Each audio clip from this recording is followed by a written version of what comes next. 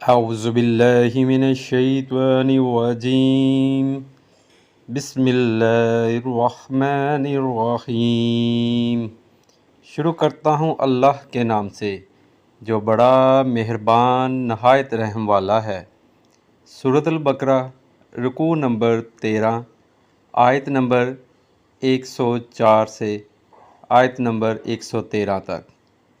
بسم اللہ الرحمن الرحیم۔ شروع کرتا ہوں اللہ کے نام سے جو بڑا مہربان نہایت رحم والا ہے۔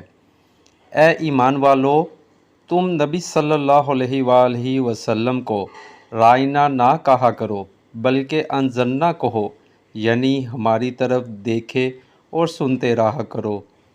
اور کافروں کے لیے دردناک عذاب ہے۔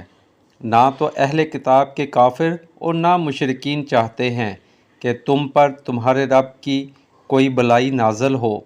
ان کے اس حسد سے کیا ہوا؟ اللہ تعالیٰ جسے چاہے اپنی رحمت خصوصیت سے عطا فرمائے۔ اللہ تعالیٰ بڑے فضل والا ہے۔ جس آیت کو ہم منسوخ کر دیں یا بلا دیں، اس سے بہتر یا اس جیسی اور لاتے ہیں۔ کیا تو نہیں جانتا کہ اللہ تعالیٰ ہر چیز پر قادر ہے؟ کیا تجھے علم نہیں کہ زمین اور آسمان کا ملک اللہ ہی کے لیے ہے اور اللہ کے سوا تمہارا کوئی ولی اور مددگار نہیں؟ کیا تم اپنے رسول سے یہی پوچھنا چاہتے ہو جو اس سے پہلے موسیٰ علیہ السلام سے پوچھا گیا تھا؟ سنو، ایمان کو کفر سے بدلنے والا سیدھی راہ سے بھٹک جاتا ہے۔ ان اہل کتاب کے اکثر لوگ باوجود حق واضح ہو جانے کے محض حسد اور بغض کی بنا پر تمہیں بھی ایمان سے ہٹا دینا چاہتے ہیں۔ تم بھی معاف کرو اور چھوڑو یہاں تک کہ اللہ تعالیٰ اپنا حکم لائے۔ یقیناً اللہ تعالیٰ ہر چیز پر قدرت رکھتا ہے۔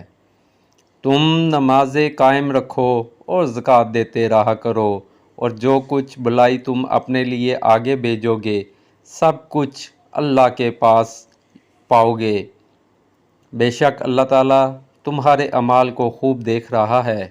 یہ کہتے ہیں کہ جنت میں یہود و نصارہ کے سوا اور کوئی نہ جائے گا، یہ صرف ان کے آرزوئیں ہیں۔ ان سے کہو کہ اگر تم سچے ہو تو کوئی دلیل تو پیش کرو۔ سنو، جو بھی اپنے آپ کو خلوص کے ساتھ اللہ کے سامنے جھکا دے، بے شک اسے اس کا رب پورا بدلہ دے گا۔ اس پر نہ تو کوئی خوف ہوگا نہ غم اور اداسی۔ یہود کہتے ہیں کہ نصرانی حق پر نہیں اور نصرانی کہتے ہیں کہ یہودی حق پر نہیں، حالانکہ یہ سب لوگ تورات پڑھتے ہیں۔ اسی طرح ان ہی جیسی بات بے علم بھی کہتے ہیں۔ قیامت کے دن اللہ ان کے اس اختلاف کا فیصلہ ان کے درمیان کر دے گا۔ صدق اللہ العظیم۔